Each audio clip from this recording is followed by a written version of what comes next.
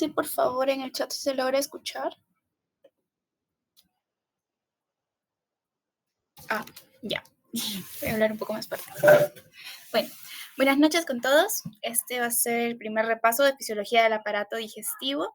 Mi nombre es Jocelyn Segarra Javilca. Actualmente soy estudiante de medicina humana de cuarto año y vamos a empezar. En primer lugar, esto es lo que vamos a ver hoy. Los principios generales de la función gastrointestinal, la motilidad. Dentro de la motilidad vamos a ver la motilidad en cada parte del tracto digestivo y también el vaciamiento gástrico, las funciones secretoras del tubo digestivo y la secreción salival. Uy.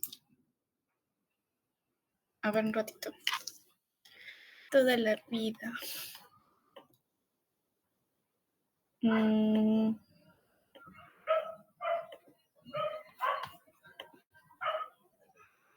A ver ahora. ¿Sí se ve?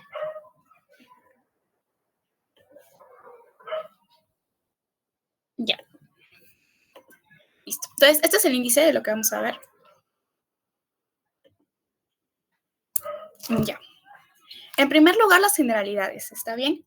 Las funciones del aparato digestivo son más enfocados en los que está en sus diapositivas, en el material que se les ha brindado, la ingestión, la mezcla y propulsión, la secreción, la digestión y la absorción. También están la defecación y el almacenamiento, que los vamos a ahondar un poquito más adelante. Pero en líneas generales, la función principal es la digestión y absorción de nutrientes. Ahora, el aparato digestivo tiene una estructura en la cual vamos a observar distintas capas. Están la capa mucosa, la muscular longitudinal y la muscular circular. Entre la muscular longitudinal y circular se va a encontrar el plexo mientérico o de Auerbach. Y entre la muscular circular y la mucosa va a estar el plexo mucoso o, bueno, submucoso o de Meissner. Entonces, esos puntitos tienen que acordarse para lo que vamos a ver más adelante. Este es como solamente una introducción. Así como hay funciones, también hay actividades principales que generan o que se efectúan en el aparato digestivo, como son la motilidad, el trabajo con los nutrientes, los electrolitos y el agua que van a ser absorbidos, las secreciones glandulares, ya sea de lo que libera la bilis o el páncreas, y también la digestión y conversión en moléculas absorbibles. Es decir, todo ese proceso va a llevar a cabo que podamos absorber de manera adecuada los nutrientes. Listo. Entonces, a lo que nos vamos a enfocar principalmente es a la motilidad digestiva.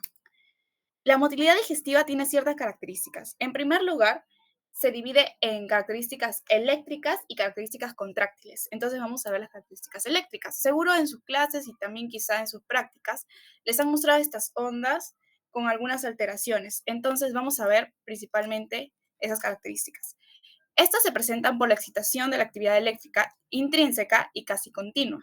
Entonces, hay distintos tipos de ondas. Tenemos las ondas lentas y las ondas tipo espiga o de despolarización rápida. Las ondas lentas van a ser ondas debido a la despolarización y polarización oscilante, debido a cambios lentos y ondulantes. Es decir, estas ondas son las que se efectúan en el reposo. Mientras que las ondas rápidas o las ondas en despolarización de espiga son las verdaderas potenciales de acción. Es decir, cuando observamos estas ondas significa que hay contracción en el aparato digestivo. En cambio, cuando están las ondas lentas significa que el aparato digestivo está en reposo. La intensidad de las ondas es de 5 a 15 milivoltios. Por eso podemos ver aquí en las onditas que va, por ejemplo, de menos 50 a menos 40, aproximadamente 10 milivoltios. Y estas en realidad no propician la entrada de calcio, que es lo que principalmente regula esta continua contracción. Entonces, el origen de estas ondas lentas es debido a que las células musculares lisas trabajan junto a unas células especializadas llamadas células de Cajal, que son conocidas como los marcapasos eléctricos. Entonces, el trabajo continuo de ellos forman las ondas lentas. Mientras que en la despolarización rápida, el origen es debido a que el potencial de reposo sobrepasa los menos 40 milivoltios. Entonces, el potencial de reposo en condiciones normales está aproximadamente entre 56 milivoltios, por ejemplo, por aquí. ¿Sí? Pero, ¿qué pasa? Cuando el umbral se sobrepasa, entonces las ondas van a pasar a una cantidad de voltaje de más de menos 40 milivoltios. Es decir, de lo que debería estar aquí, ahora está hasta aquí. Entonces, al estar elevado, va a tener más acción de lo que es la estimulación. Y esta estimulación lo que propone es que haya mayor contracción dentro del aparato digestivo. ¿Qué cosa genera esta contracción? Lo genera la distensión del músculo, también la acetilcolina y el estímulo hormonal. Mientras que la hiperpolarización, es decir, el estado en el que no hay actividad, en el que ya todo se ha equilibrado de una manera bastante profunda, es debido a la acción de la noradrenalina o la estimulación de los nervios simpáticos. Todo esto lo vamos a ver un poquito más adelante, como más explicado, pero en líneas generales, ustedes recuérdense, ondas lentas está en reposo y es debido a las células musculares lisas con las células especializadas de Cajal. Y las ondas rápidas, de polarización rápida o de espiga, es lo que sí genera una verdadera contracción y se debe a que el potencial de reposo se ha elevado y ahora estamos en más de -40. Listo. Ahora, por medio de dónde se estudia esto es gracias al electrogastrograma, que creo que se lo han puesto en su clase también, donde se muestran como todas estas espiguitas que pueden estar alteradas, pueden ser brady o taqui en el caso de las espigas. Entonces, bueno, eso sería lo principal respecto a las características eléctricas. Ahora, con respecto a las características contráctiles, estas hay de dos tipos. Están las tónicas y las fásicas. Las tónicas son contracciones mantenidas, que pueden ser de baja presión o de alta presión. Las de baja presión se van a dar en el fundus gástrico y en el colon, mientras que las de alta presión se van a dar en las esfínteres. Ahora, ¿cuál es la función de los esfínteres?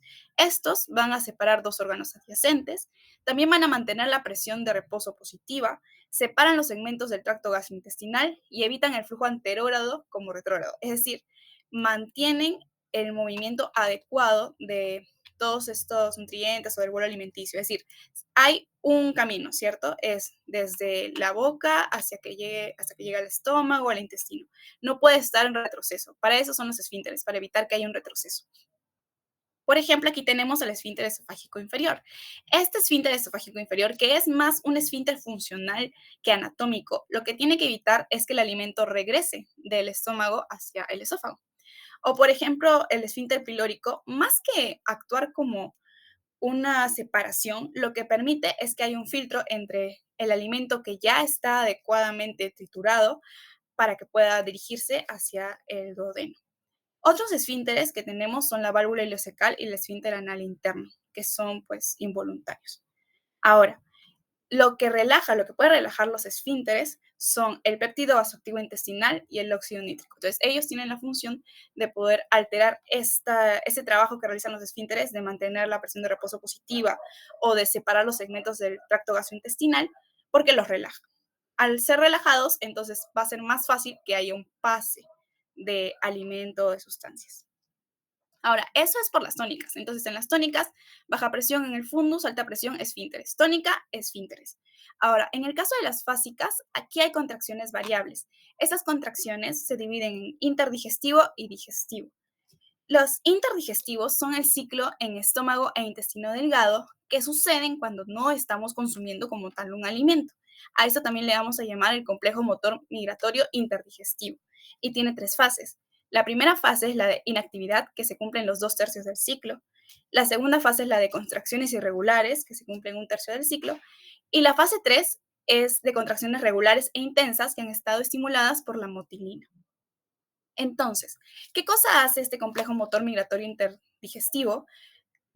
De alguna manera, bueno, de forma más fácil, lo que se tiene que hacer o entender respecto a este complejo es que lleva todos los residuos, todos los alimentos que no han sido enviados de forma tan directa desde el estómago hasta el colon distal.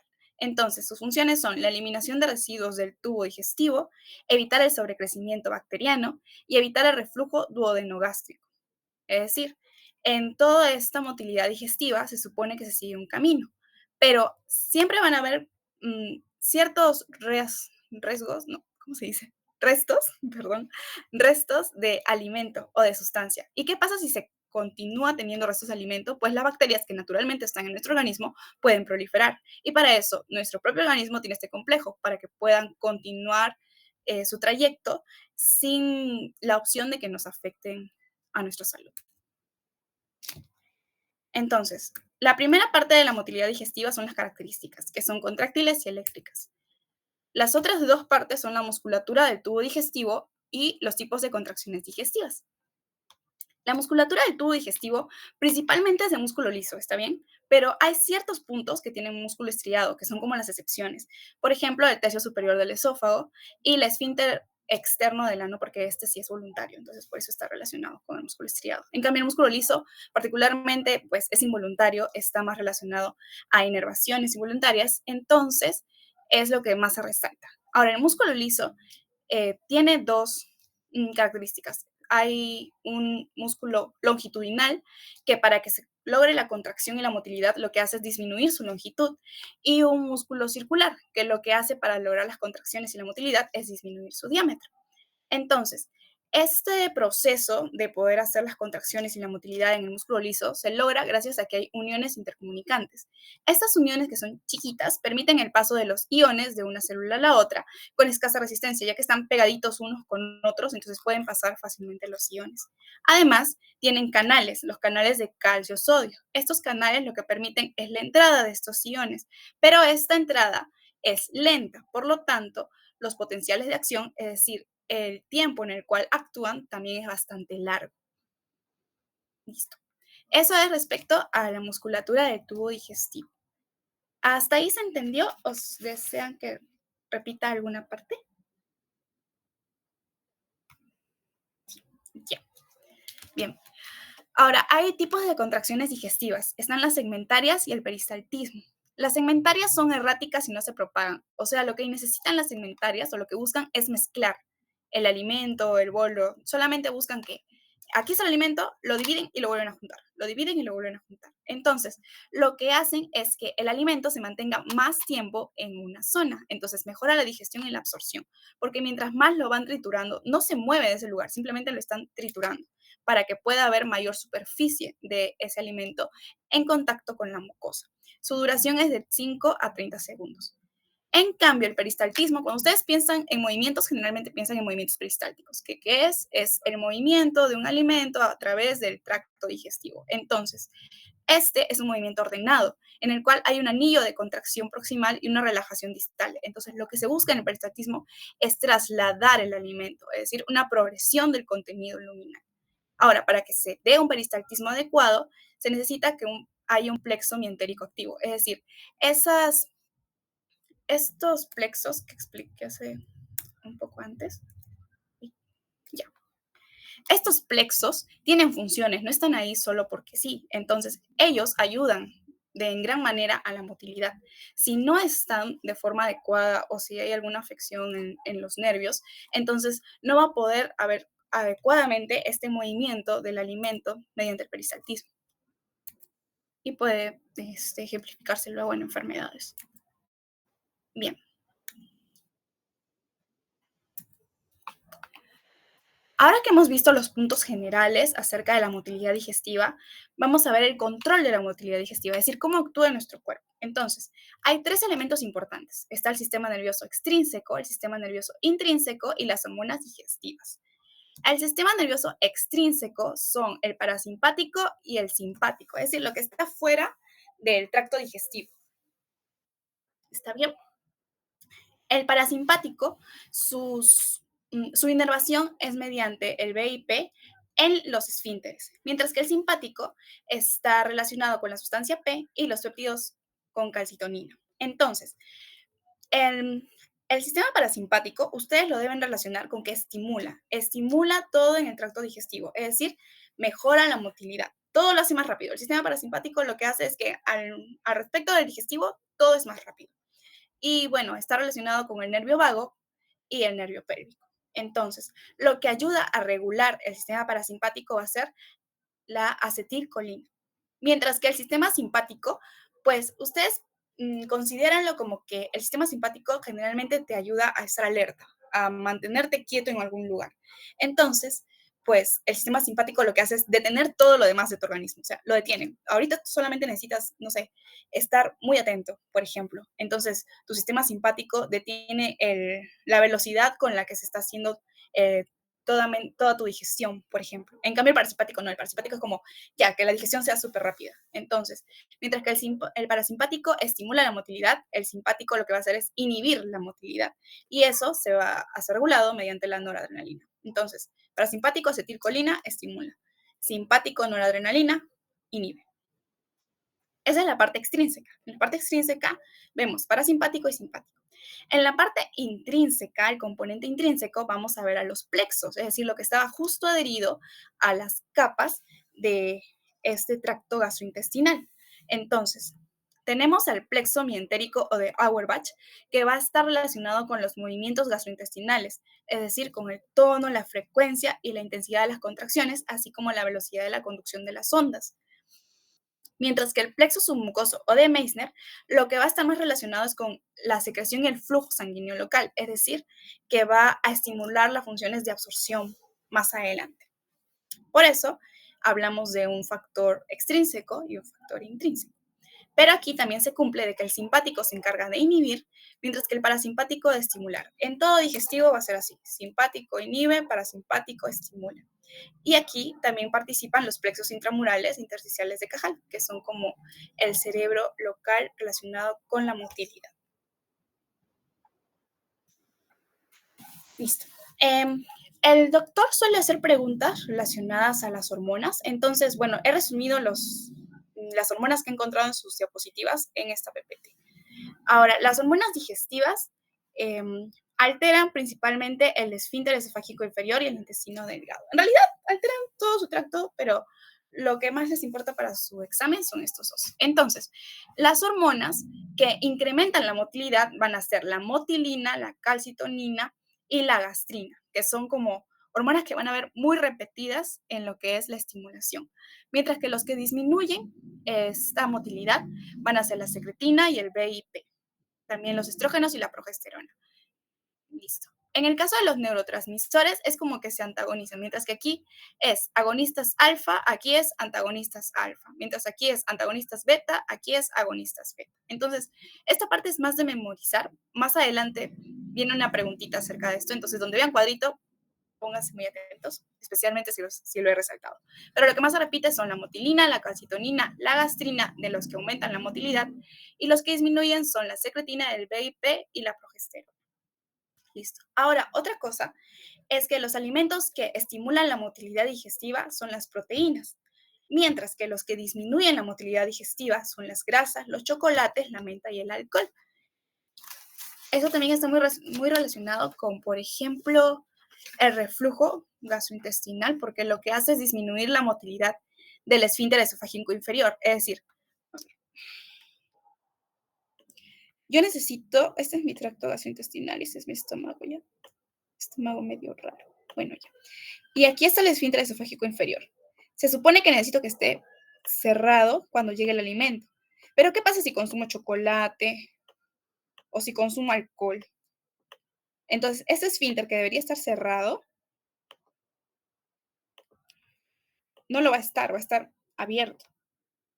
Dicho de manera fácil, ¿no? Va a estar abierto. ¿Y qué pasa si está abierto? Va a ser más fácil que lo que se encuentre aquí suba. Y por eso da el reflujo, la acidez, cuando se consume mucho. También cuando se consumen muchas grasas. Da esa sensación.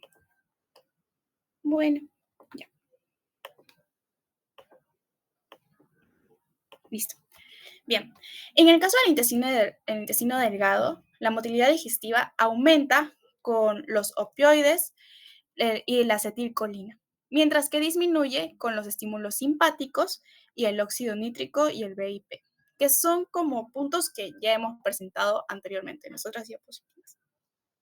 Entonces, de forma resumida, las hormonas digestivas que activan la motilidad son la gastrina y la motilina, mientras que las que deprimen la motilidad son la secretina, la somatostatina y los opioides. Es decir, eso generalmente esas pastillas que hacen que no sientas nada, que hacen que te duermas, que hacen que no sientas dolor, cosas así.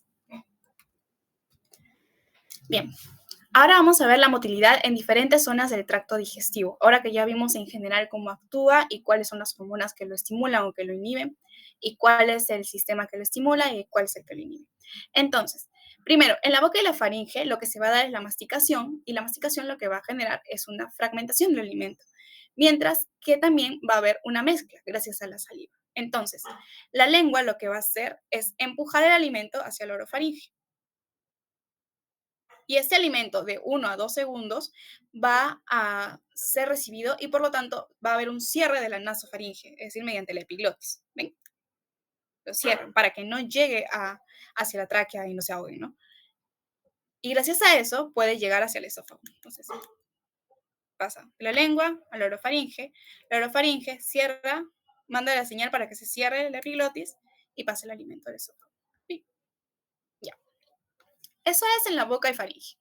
Ahora el esófago. El esófago y el estómago son los puntos como más pesaditos de entender en la motilidad, pero los demás son como más fáciles. Entonces, en el esófago aproximadamente dura como unos 10 segundos, por ejemplo. ¿Qué pasa en el estado normal? El esfínter esofágico superior va a encontrarse cerrado, con una presión de 10 a 30 milímetros de mercurio. Y recuerden que la presión es bastante similar también en el esfínter esofágico inferior. ¿Está bien? Ahora, ¿qué sucede en la deglución? En la deglución, el esfínter esofágico superior se tiene que relajar para que pueda pasar alimento.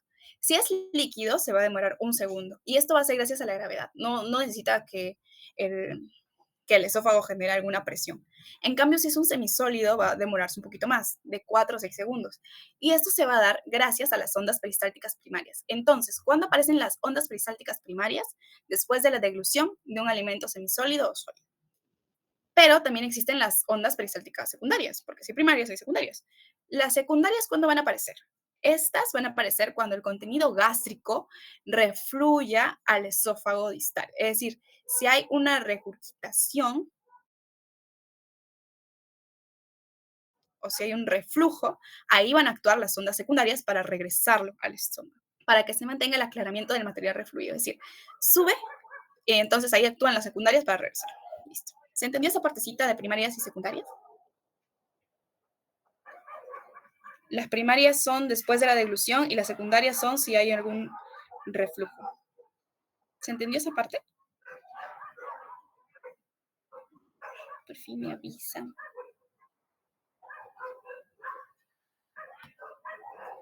Bueno, sí. Bien. Ahora, aparte de las ondas peristálticas primarias y secundarias, dentro de esta región se da lo que es el mecanismo antirreflujo. Algo que les van a explicar mucho mejor el próximo año en fisiopatología es que nuestro esfínter esofágico inferior no es como tal un esfínter anatómico, sino es un esfínter funcional, gracias a que está rodeado de estructuras que lo ayudan a mantenerse cerrado o que lo ayudan a tener una cierta presión, que es similar al esfínter esofágico superior. Entonces, a esto se le va a llamar el mecanismo antirreflujo. Aquí tenemos al diafragma, al ligamento frenoesofágico, al ángulo de His, y todo esto ayuda, junto con la presión intraabdominal sobre la presión intradiafragmática, a mantener, entre comillas, cerrado el espacio que divide al esófago del estómago. Ahora, el esfínter esofágico inferior son los últimos 4 centímetros del esófago. No es como tal una zona anatómica cerradita, como les expliqué antes. Ahora, el control se da mediante un reflejo miogénico, neurogénico y humoral. Entonces, primero, la actividad simpática lo que va a generar es una constricción del esfínter esofágico inferior, mientras que la actividad vagal va a generar una relajación. Cuando queremos que el alimento pase, lo que necesitamos es que se relaje esta zona, por lo tanto actúa la actividad vagal. Y para recordar, las hormonas, el tono se eleva gracias a la gastrina y la motilina y se disminuye con la secretina, la colecistocinina, los estrógenos y la progesterona. Ahora, algo que también les presentaron en su PPT es cómo esto varía cuando una persona está embarazada.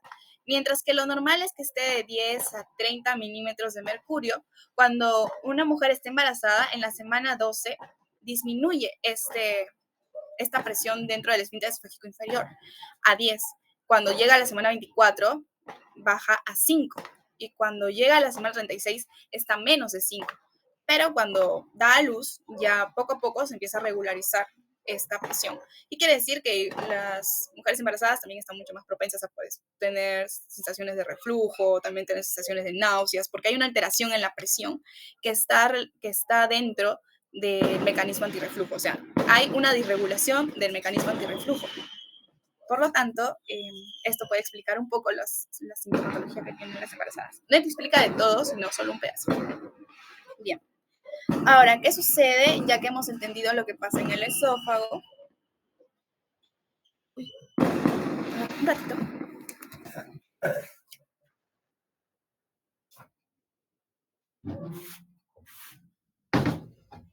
Ya, gracias. El esófago lleva el bolo alimenticio hacia el estómago, gracias a que las ondas primarias llegan al extremo distal y cuando llegan al extremo distal hacen que el esfínter esofágico inferior se relaje y por lo tanto el bolo puede pasar del esófago al estómago. Continuando con la motilidad en diferentes zonas del tracto digestivo, también tenemos al estómago. Mientras que en el esófago se demoraba cerca de 10 segundos, en el estómago se va a demorar de 1 a 3 horas. Entonces, el estómago actúa como un reservorio, actúa como función de trituración de los sólidos y también vaciamiento de sólidos y líquidos. Entonces, en el fundus y en el cuerpo, lo que va a generar es almacenamiento. Entonces, el efecto vagal, es decir, tenemos que recordar que hay una inervación extensa del estómago y también está su irrigación, etcétera. Lo más importante que tienen que recordar, al menos en este contexto, es el efecto vagal, o sea, el vago, la inervación vagal.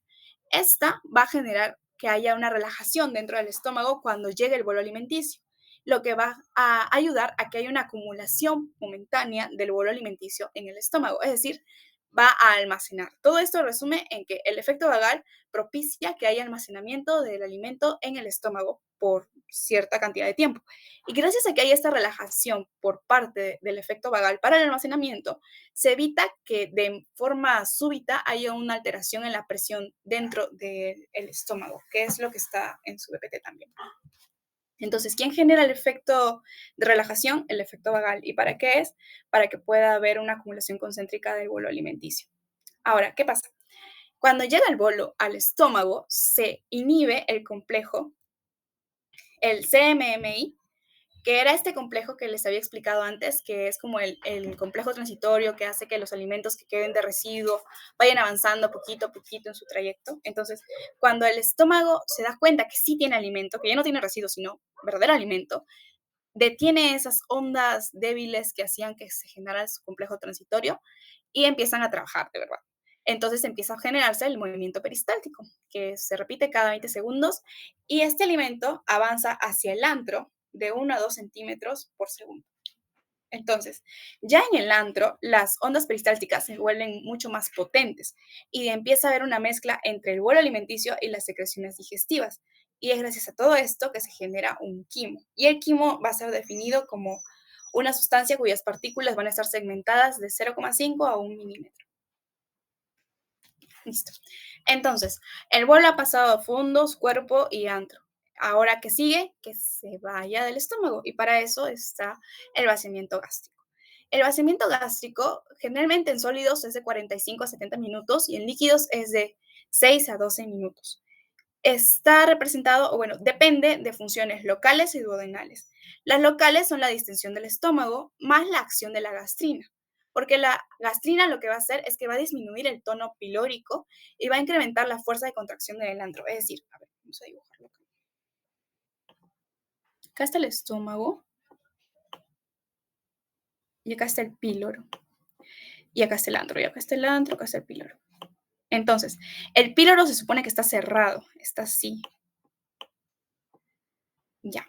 Entonces, ¿qué hace la gastrina? La gastrina hace que esto no suceda, más bien que se abra un poquito, que se abra un poquito el píloro y que la fuerza que hay en el antro se incremente para que así pueda mandar el bolo hacia el duodeno. Listo. Ya. Entonces, esos son los mecanismos locales del vaciamiento gástrico. Mientras que los duodenales lo que van a hacer es inhibir el vaciamiento, es decir, van a hacer que se detenga este pase del alimento rápido hacia el duodeno. Y esto va a ser gracias a la distensión del duodeno más la osmolalidad del quimo y las grasas. O sea, si hay mayor cantidad de grasa o si hay menor, o si el estómago y el duodeno se dan cuenta de que el pH, o sea, hay mucha acidez, significa de que el alimento sigue ahí, de que el alimento todavía no ha sido degradado y por lo tanto no pueden todavía liberarlo del estómago. A eso se refiere esta parte del duodenal. Lo que también vi en sus diapositivas son los efectos de los fármacos, que es algo que les suele gustar al doctor también. Entonces, los fármacos que aceleran este vaciamiento gástrico, es decir, que aceleran que el alimento se vaya del estómago, son la metoclopramida, clevoprida, cisaprida, todos los que acaban en prida, ¿se acuerdan? Prida.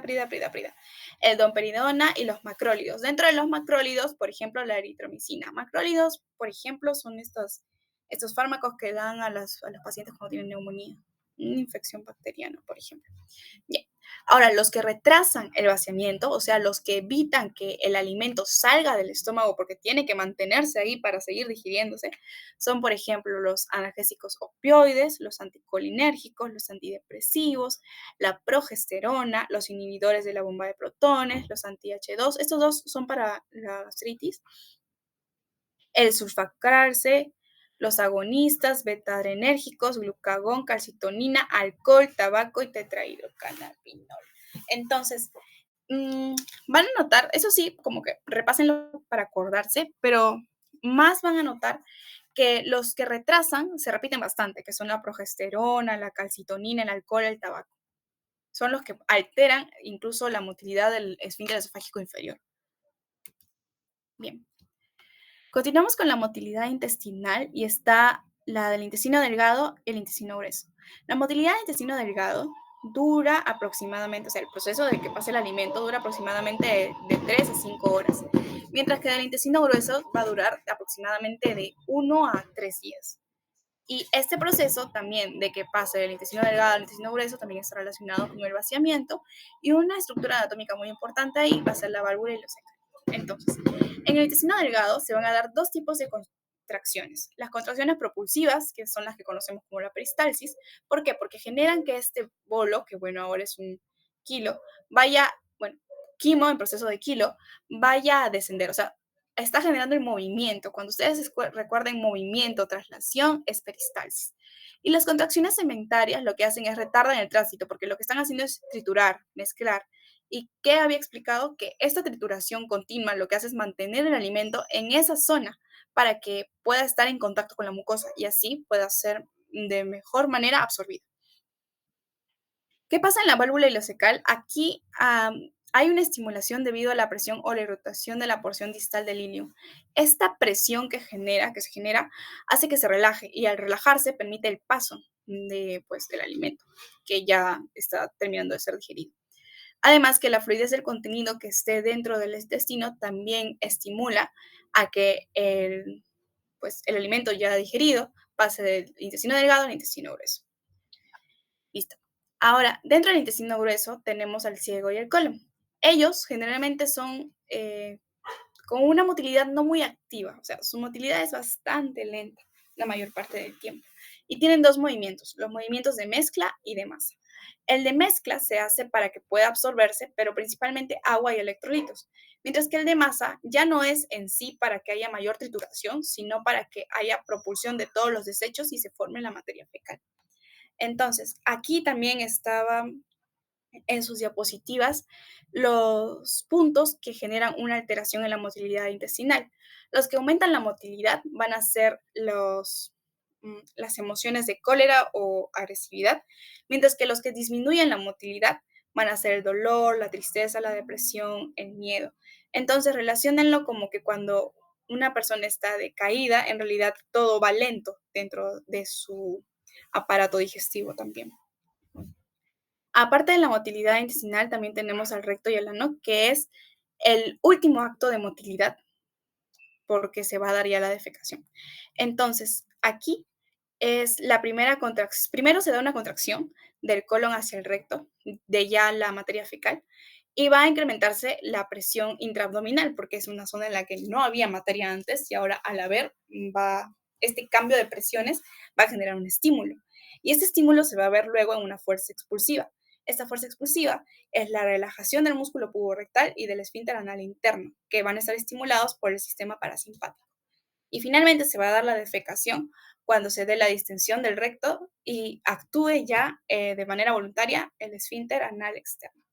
Ahora, dicho esto, viene una pregunta.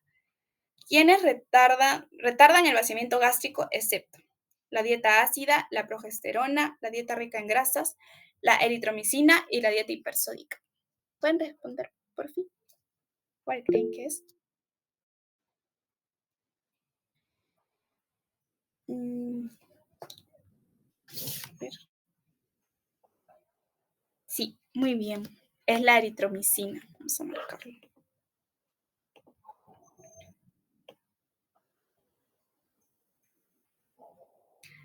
Cuando vean antibióticos, esos en realidad aceleran el vaciamiento gástrico. ¿Ya?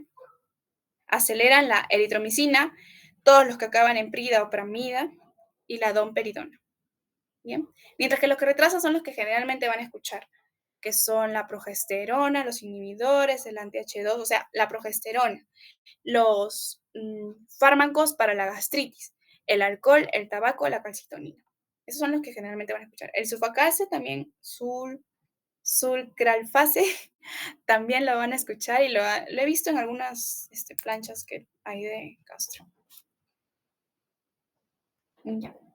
Ya. Ahora, ya para terminar esta parte, porque me comentaron que ustedes han tenido 4 clases, pero todavía no está claro cuántas les van a pedir para su examen. Entonces, por ahora, para terminar esta parte, porque mañana también van a tener otro repaso, vamos a hablar sobre la secreción salival, ¿ya? La secreción salival tiene una regulación nerviosa que principalmente es parasimpática. Ustedes, de nuevo, piensen que parasimpático es cuando uno ya está más tranquilo, cuando uno se puede dar el tiempo de degustar, cuando uno se puede dar el tiempo de hacer ciertas cosas. En cambio, el simpático es de supervivencia, es en el cual todo lo necesitas de forma que tienes que priorizar. Entonces, el parasimpático lo que va a hacer es que lo único que va a acelerar es tu tracto gastrointestinal, mientras que el simpático lo único que va a inhibir, porque no es una prioridad, es tu tracto gastrointestinal. En la secreción salival tenemos la regulación nerviosa, que va a estar estimulada por las vías parasimpáticas. Y esas glándulas salivales se estimulan por estímulos gustativos, ya sean los sabores amargos, ácidos y también por los estímulos táctiles. Ahora, esto es interesante porque el estímulo liso, táctil, estimula las glándulas salivales, mientras que lo rugoso lo inhibe, es decir, no permite que esté formando saliva. Y tienen distintas clasificaciones, es decir, lo que nos enseñan en la pre o antes de ingresar, y las menores o diminutas, que son un menor porcentaje. Entonces, tenemos a las parotidias, que generan un 20% de la saliva, las submandibulares, que generan de un 65 a 70% de la saliva, las sublinguales de 7 a 8% y las menores o diminutas menos al 10%. Las funciones de la saliva en sí son la lubricación, que nos protegen de que haya mucha cantidad de bacterias dentro de pues, la cavidad oral, la integridad de las mucosas, la preparación de las comidas, es decir, para poder generar un adecuado bolo alimenticio tiene que haber adecuada cantidad de saliva, para la digestión, para el gusto y también para el lenguaje, para que pueda haber una correcta dicción y articulación. Bien, entonces, esta secreción proteica tiene dos tipos, están la serosa y la mucosa. La serosa es cuando lo que se prioriza, lo que hay más, es la tialina. Y la mucosa es cuando se prioriza la mucina, es decir, cuando hay mayor sustancia que lubrica. Esta secreción al día es de 800 a 1500 mililitros. Me acuerdo que un doctor incluso en semiología preguntaba eso. Bien, y dentro de lo que es la saliva tenemos iones. Estos iones son el de sodio, cloro, potasio y bicarbonato. Y en orden de cantidad va a haber mayor cantidad de sodio en la saliva y menor cantidad de potasio, para que se recuerde. Ahora, esta secreción salival responde a distintos estímulos, como son los sensitivos, los eléctricos o mecánicos, y el volumen puede llegar al minuto de 1,5 a 3 mililitros. Entonces, algo que puede estar muy relacionado es que incluso cuando uno piensa en una comida, incluso puede salivar. Entonces, tanto son los estímulos gustativos como también la fase cefálica de la digestión lo que puede estimular las glándulas salivales. Y ya para terminar, vamos a ver cómo actúan los sistemas. El sistema parasimpático lo que va a hacer es estimular la secreción salival. También va a tener una respuesta sostenida, temporal, y va a incrementar la cantidad de iones que están presentes en la saliva. Mientras que el simpático lo que va a hacer es inhibir, entonces va a tener una secreción salival menor, va a haber una respuesta transitoria y los iones van a ser menores. Sin embargo, lo que tenemos que recordar es algo. En el parasimpático se va a generar mucha saliva. Si hay mucha estimulación de parasimpático, se genera mucha saliva. Eso no quiere decir que la saliva sea de alta calidad, simplemente que es bastante. Por lo tanto, tenemos que relacionarlo con que va a haber mucha, pero va a ser más líquida, va a tener menos cantidad de proteínas. En cambio, el simpático va a inhibirlo lo más que puede, pero sabe que no te puede dejar sin saliva. Entonces, a pesar de que vas a tener menos saliva, esta va a ser mucho más espesa, va a tener muchas proteínas. Por eso es rica en proteínas, más espesa. Y en el caso de la denervación, si se hace una denervación, o sea, si se hace un proceso en el cual se cortan las conexiones neuronales del sistema parasimpático, va a haber poca respuesta, en cambio en el simpático va a haber mayor respuesta. Entonces, ese es como el resumen mayor de sus PPT de secreción salival también. Y bueno, si quieren que vuelva a repetir algo de la clase, me podrían indicar. Las planchas que tengo, hay algunas que están sin resolver, estamos viendo para terminar de resolverlas y pasarles, pero hay una foto de un examen pasado, eso sí les voy a mandar, o creo que ya se los mandó el delegado, el presidente de fisio, porque sí se las pasé. Entonces igual me avisan si no las tienen para volver a pasárselas. Y bien, chicos, ¿alguna duda? ¿Algo que quieran que repita?